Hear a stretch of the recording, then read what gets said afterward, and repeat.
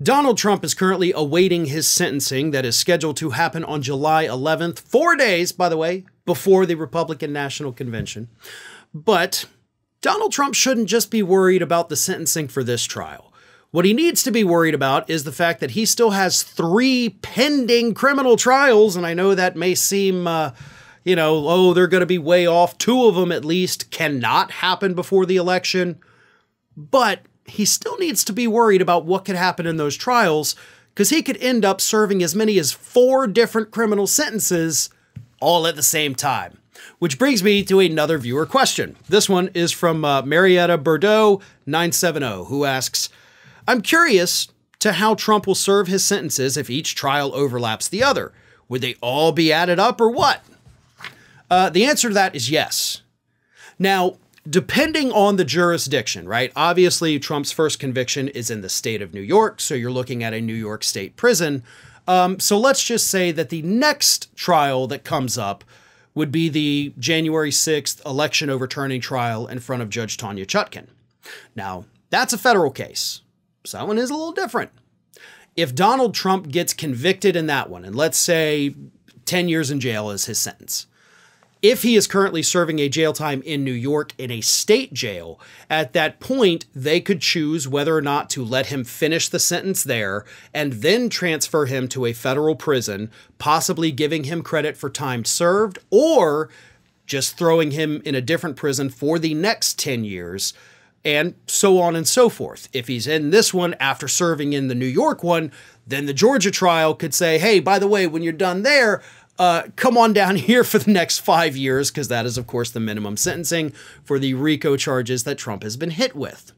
So he could just bounce around from jail to jail to jail to jail, assuming, of course, he ever actually goes to jail. But, as per usual, there's a little bit more to it than just that. Because as I said, we've got 2 of these criminal trials, the Georgia trial and the Florida trial, that definitely will not happen before this year's election. And if Trump wins this election, then he's going to pardon himself for both the January 6th charges and the documents charges, so those cases automatically go away. The Georgia trial, on the other hand, will not.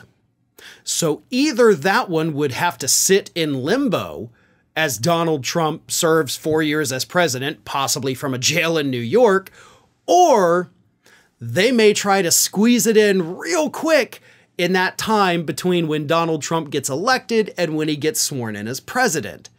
So there's lots of X factors. And of course, if Donald Trump doesn't win the election, then all of these trials are going to happen no matter what. Unless, of course, Judge Cannon finally comes out and says, you know what, I dismiss the charges, case closed. I believe she will end up doing that, by the way. But that won't change the case in front of Chutkan. It won't change the Fani Willis case. And it, of course, will not change the conviction he already has in New York. So basically, to answer your question, who knows, right? I mean, there's so many different possibilities. But realistically, Donald Trump could end up serving 3 consecutive sentences, because I don't think the documents one is going to happen. But yes, he likely will have sentences for New York, for the federal case, and the Georgia case, all at the same time.